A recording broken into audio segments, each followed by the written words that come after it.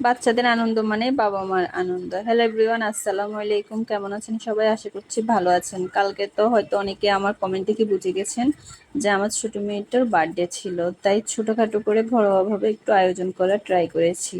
তারপর চলে গেলাম একটা কেক আনার জন্য, যেহেতু তার বার্থডে ছিল অবশ্যই কেক আনতে হবে, তাই চলে গেলাম বার্থডে কেক আনার জন্য। আসলে এটাও তার বড় খালামণি তাকে গিফট করেছে কেকটা। আমাদের তেমন কিছু আয়োজন করার কোনো ইচ্ছাই ছিল না, যেহেতু এখন আর্থিকভাবে খুবই সমস্যা হচ্ছে যাচ্ছে, তাই তারপর খালামণি যেহেতু চেয়েছে কেক কাটতে, তাই কেক নিতে চলে আসছি। এসে ফার্স্ট একটা কেক চয়েস করে ফেললাম, তারপর ভাইয়াটা সুন্দর করে কেকের উপর ডেকোরেট করে দিচ্ছে, যেহেতু এটার উপর ডেকোরেট করতে হয় কেকের উপর।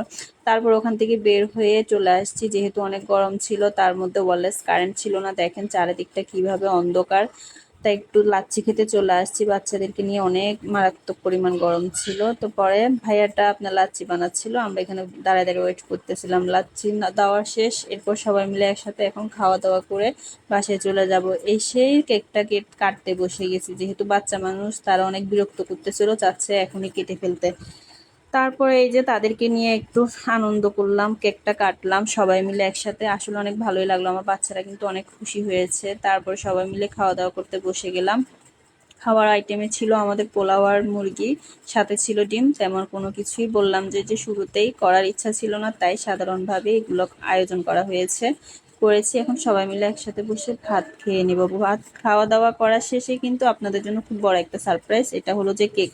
ওর আব্বু রাতে আসার সময় আরেকটা কেক নিয়ে আসছে, সেটা আসলে আমাদের কারোই জানা ছিল না, বা ওর আব্বু আমাদেরকে বলেনি যে কেক নিয়ে আসবে। যেহেতু ওর মেয়ে, ওর একটা শখ আছে, টাকা না থাকলে কি হয়েছে, বাবা মার শখ তো অবশ্যই থাকতে পারে। এই যে ওর আব্বু কেক নিয়ে আসছে, এখন বাবা মেয়ে মিলে কেকটা কেটে নিচ্ছে, এই আর কি।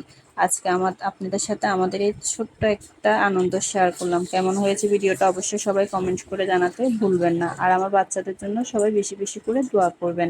আজকের ভিডিওটা এই পর্যন্ত। আল্লাহ হাফেজ, আসসালামু আলাইকুম।